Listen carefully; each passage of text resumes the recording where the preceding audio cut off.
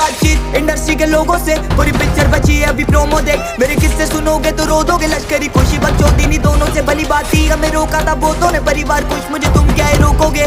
बिस्तर बना देंगे नोटों के अगर मेहनत को पैसों से तोलोगे। रुकेगी कलम नहीं जब तक जिंदा, मैं मरूंगी तब तक नहीं कला है जिंदा। मुझे लगता है जानती सब हूँ मैं, हार या जीत की होती नहीं चिंता। मैं सुनती हूँ लोगों को ज्यादा नहीं पर मैं जानती सबके हूँ दिल का।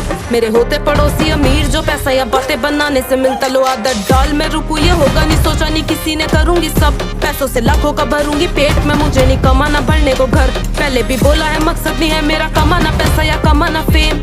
फर्क है मुझे बदलनी है दुनिया और तुम्हें।